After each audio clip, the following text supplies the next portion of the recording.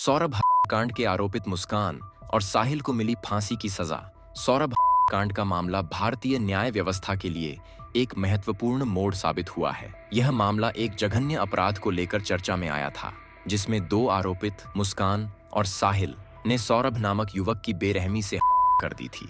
इस मामले में अदालत ने आरोपितों मुस्कान और साहिल को दोषी ठहराते हुए उन्हें की सजा सुनाई है। इस फैसले ने न केवल मामले से जुड़ी सभी को स्तब्ध किया, बल्कि समाज में सुरक्षा और न्याय को लेकर भी कई सवाल खड़े किए हैं।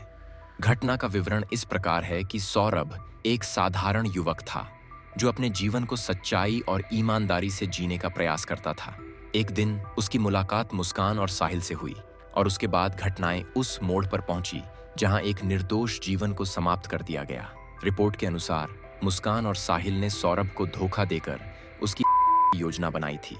दोनों ने मिलकर उसे एक सुनसान स्थान पर बुलाया और वहां उसकी हत्या कर दी। के बाद जब यह मामला पुलिस तक पहुंचा, तो जांच टीम ने तुरंत कार्यवाही करते हुए गहन जांच शुरू की। घटनास्थल से मिले साक्ष्य और गवाहों के बयान के आधार पर आरोपियों को गिरफ्तार कर लिया गया। जांच के दौरान यह सामने आया कि मुस्कान और साहिल ने पहले से ही सौरभ की योजना बनाई थी और उनका मुख्य उद्देश्य सौरभ की जान लेना था। इस पूरी योजना को वे बड़े ही शांत मन से अंजाम देना चाहते थे और यह पूरी घटना पूर्व नियोजित थी, जिसे पुलिस ने अपनी सूझबूझ से उजागर किया। मुस्कान और साहिल के खिलाफ सबूतों के आधार पर अदालत में मुकदमा चला। अभियोजन पक्ष ने दोनों आरोपितों के खिलाफ साजिश और अन्य गंभीर धाराओं में आरोप लगाए। दोष सिद्ध होने के बाद अदालत ने फैसला सुनाया कि मुस्कान और साहिल को फांसी की सजा दी जाएगी। यह फैसला न्यायिक प्रणाली की सख्ती को दर्शाता है, क्योंकि इस प्रकार के जघन्य अपराधों के लिए कठोर सजा दी जाती है। इस फैसले के बाद सौरभ के परिवार को राहत मिली, क्योंकि उन्हें न्याय मिला।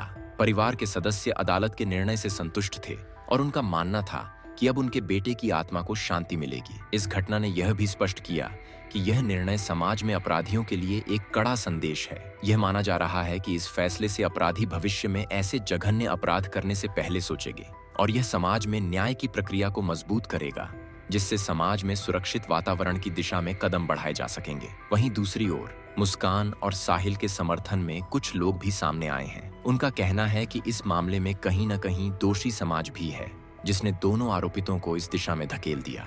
उनका तर्क है कि यदि समाज में बेहतर शिक्षा, समृद्धि और मानसिक स्वास्थ्य पर ध्यान दिया जाता, तो शायद इस तरह की घटनाएं कम हो सकती थीं। लेकिन न्यायालय का मानना है कि इस प्रकार के अपराधों के लिए दोषियों को सजा मिलनी चाहिए, ताकि समाज में एक स्पष्ट संदेश जाए। यह फैसला भारतीय न्याय व्यवस्था के लिए एक उदाहरण बन सकता है, जिससे यह साबित होता है कि न्याय की प्रक्रिया चाहे जो भी हो, लेकिन अपराधियों को उनके किए गए अपराध की सजा मिलनी चाहिए। ऐसे मामलों में निष्पक्षता, द्रुत गति से फैसले और कठोर सजा की आवश्यकता है, ताकि समाज में अपराधियों के मन में डर बना रहे और लोगों को सुरक्षा का एहसास हो। आखिरकार सौरभ की केवल एक निर्दोष व्यक्ति की नहीं थी, बल्कि यह हमारे समाज में बढ़ती हुई अपराधों की गंभीर स्थिति को उजागर करने वाला एक संदेश भी है, और उसका न्यायिक परिणाम निश्चित रूप से समाज में एक महत्वपूर्ण बदलाव की ओर इशारा करता है। और हम सभी को यह समझने की आवश्यकता है कि अपराधी केवल उस समाज का परिणाम होते हैं जिसमें वे रहते हैं। हालांकि